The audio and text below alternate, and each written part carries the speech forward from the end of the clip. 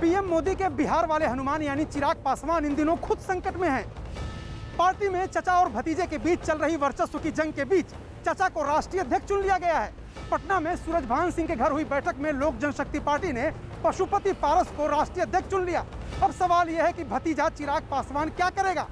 फिलहाल तो उनके समर्थक कटप्पा और बाहुबली के पोस्टरों के जरिए चचा पर गुस्सा निकाल रहे हैं। यही है वो पोस्टर जिसमें चिराग पासवान को बाहुबली और पारस को कटप्पा के रूप में दिखाया गया। इस पोस्टर को जारी करने वाले लोक जनशक्ति पार्टी के ही नेता हैं, जिन्होंने पशुपति कुमार पारस को गद्दार बताते हुए उनसे सावधान रहने की बात कही है। चिराग गुट की तरफ से जारी ये पोस्टर पासवान परिवार और एलजेपी के कुनबे में मचे घमासान में अब मर्यादा की हर सीमा के टूटने का इशारा है।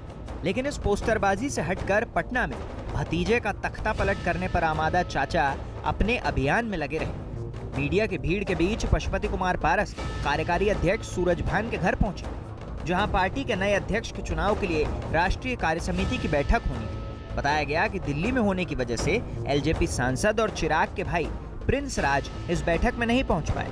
पारस गुट की तरफ से पशुपति कुमार पारस ने राष्ट्रीय अध्यक्ष पद के लिए नामांकन किया, जिसे किसी की भी चुनौती नहीं मिली। इस बैठक में पशुपति कुमार पारस को नया राष्ट्रीय अध्यक्ष चुन लिया गया। पशुपति कुमार पारस को लोक जनशक्ति पार्टी के अध्यक्ष पद पर निर्विरोध घोषित किया जाता। मुझको निर्विरोध राष्ट्रीय अध्यक्ष पद के लिए निर्वाचन घोषित किया गया।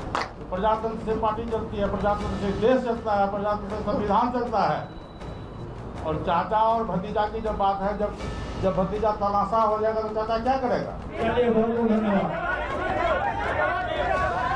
लोक जनशक्ति पार्टी पर कब्जे के जिस मिशन को लेकर के पशुपति पारस निकले थे उसको लगभग उन्होंने पूरा कर लिया है। लेकिन चिराग का खेमा भी चुप बैठा हो ऐसी बात नहीं है। चिराग पासवान ने पशुपति पारस के संसदीय दल के अध्यक्ष के रूप में नियुक्ति को पहले ही गैर संवैधानिक करार दे दिया है और अब पशुपति पारस के राष्ट्रीय अध्यक्ष चुने जाने को भी वो चुनौती देने को तैयार हैं। इस बीच चिराग पासवान ने दिल्ली से ही पार्टी के बिहार अध्यक्ष को बदलने का ऐलान कर दिया। चिराग ने भाई प्रिंस राज की जगह बिहार एलजेपी का नया अध्यक्ष राजू तिवारी को बना दिया। अब तक राजू तिवारी बिहार एलजेपी के कार्यकारी अध्यक्ष थे। पटना की सियासी सरगर्मी पर भी पूरे दिन उनकी नजर बनी रही और पूरे मामले में वो अपने करीबियों से संपर्क में रहे। एलजेपी की बदली हालत के लिए चिराग चाचा पारस के अलावा जेडीयू को जिम्मेदार ठहरा चुके हैं। लेकिन इस आरोप पर भी नीतीश की पार्टी को चुटकी लेने का मौका मिल ही गया। लोक जनशक्ति पार्टी अब दो धड़ों में बढ़ चुकी है। पशुपति पारस और चिराग पासवान दोनों पार्टी पर अपने दावे ठोक रहे हैं। चिराग पासवान पहले ही कह चुके हैं कि वो पहले तो घर के अंदर ये झगड़ा सुलझाने की कोशिश कर रहे थे, लेकिन अब कानूनी जंग के लिए तैयार हैं। मतलब साफ है कि अब ये लड़ाई कोर्ट में या फिर चुनाव आयोग जाएगी। तख्ता पलट का एक अध्याय यहाँ भले ही खत्म हो गया हो, लेकिन पिक्चर अभी बाकी है।